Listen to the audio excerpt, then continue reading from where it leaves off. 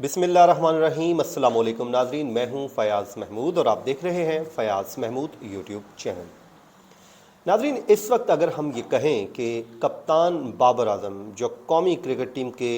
Captain हैं, skipper हैं, उनसे मुतालिक ये कहा जाए कि इस वक्त वो अपने करियर के उरूज पर हैं। उनकी जो कारकर्दगी है आप सबके सामने है। उनका कंपैरिजन जो किया जाता है विराट कोहली के साथ किया जाता है, और बाज़ उनके जो फैंस हैं वो उनको क्रिकेट का किंग मानते हैं कि बाबर आजम की जो खेलने का अंदाज़ है, जिस तरह वो बैटिंग करते हैं और जिस तरह वो स्कोर करते हैं, वो वाकई पाकिस्तान के एक स्टार बल्लेबाज हैं। और यही वजह है कि इतनी छोटी सी उम्र में वो कई रिकॉर्ड्स अपने नाम कर चुके हैं। और जब इस तरह कोई प्लेयर इतनी छोटी उम्र में इतना आगे बढ़ रहा हो तो फिर यकीनन उसके रास्ते में मुश्किलात भी आती हैं, उसका रास्ता रोकने की कोशिश भी की जाती है। ये एक इंसानी फितरत है। वो आपको पता है ना कि हमारे यहाँ एक रवाज है, जब कोई भी शख्स, यानी कि हमारे आसपास आप देखते होंगे कोई बंदा आपके साथ रहता है, वो बेचारा गरीब आदमी है, वो बिल्कुल ज़ीरो है,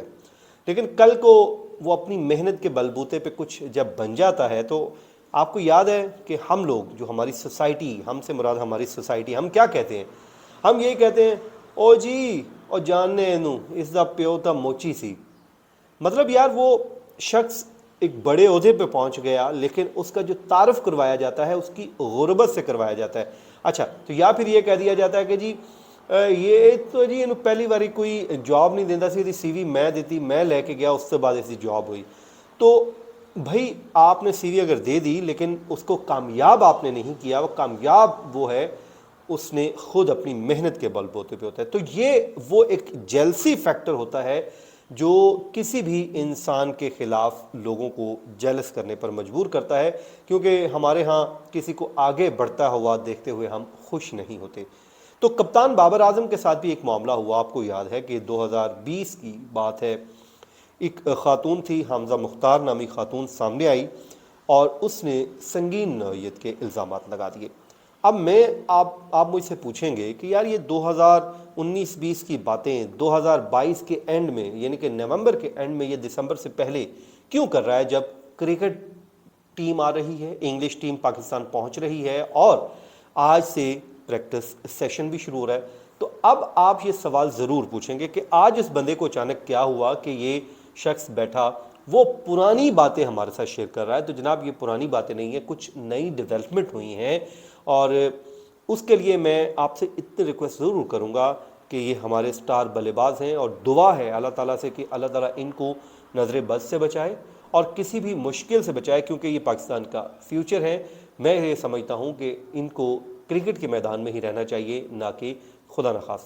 खास्ता कभी जेल में जाना पड़े। तो खैर,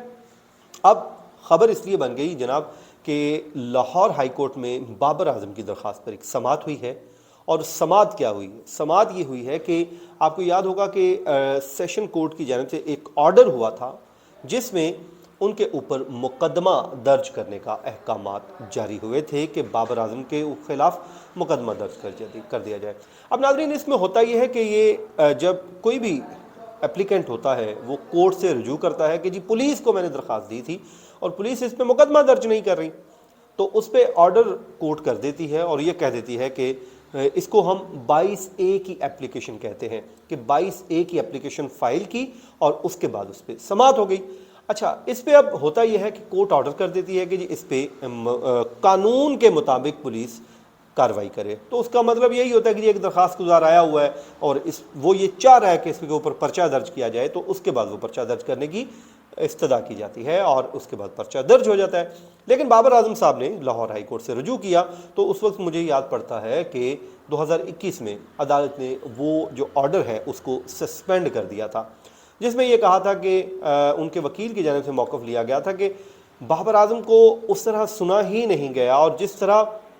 ये निशानदही की गई है, उन्होंने कहा कि सेशन अदालत ने हक़ाइक़ के बरक्स और बाबर आजम के ख़िलाफ़ इंदराज मुकदमा का हुक्म दिया है, और हमज़ा मुख्तार ने बाबर आजम को जो ब्लैक मेलिंग की दरख्वास्त दी थी ये बेबुनियाद है, यानी कि वो कहते हैं कि ये ऐसा कुछ हुआ ही नहीं, इसलिए बेबुनियाद है। इस बुनियाद पे लाहौर हाई कोर्ट ने उस वक्त اس کو معطل کر دیا، جس کے باعث یہ پرچہ درج نہیں ہوا۔ اب اس کے بعد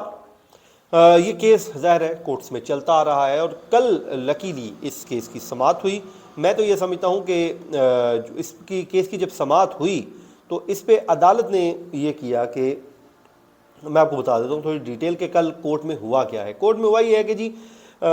بابر اعظم نے جو اپنے خلاف مقدمہ درج کرنے کا عدالتی فیصلہ ہے اس کو چیلنج کر رکھا ہے، جس پہ جسٹس محمد وحید خان نے بابر اعظم کی درخواست پر سماعت کی، اور عدالت نے آرڈر یہ کیا کہ آئندہ سماعت پر وکلا جو ہے وہ آرگومنٹس دیں، اور یوں جو ہے 15 دسمبر کی تاریخ دے دی گئی، جس وقت پاکستان میں انگلش کرکٹ ٹیم کھیل رہی ہوگی، ٹیسٹ میچ کی کپتانی بابر اعظم کر رہے ہوں گے، اس وقت یہ مقدمہ بھی سنا جا رہا ہوگا، یعنی کہ بابر اعظم کی قسمت کا فیصلہ کیا جا رہا ہوگا۔ تو ظاہر ہے اب یہ اتنا پرانا مقدمہ ہو چکا ہے، اس میں ہونا وانا تو اب کچھ نہیں ہے، لیکن کورٹس کے ظاہر ہے چکر کاٹنا پڑیں گے، کیونکہ جو خاتون ہیں وہ یہ کہتی ہیں، ان کے الزامات اگر آپ کو میں بتا دوں، ایک دفعہ انہوں نے یہ بھی درخواست دی تھی کہ میرے اوپر قاتلانہ حملہ بھی ہوا ہے۔ جب میں نے پریس کانفرنس کی تو اس کے بعد میں تھوڑے دنوں بعد گیا، ہفتے بعد غالباً، وہ کہتی میں جا رہی تھی تو میرے اوپر فائرنگ ہوئی، تو میں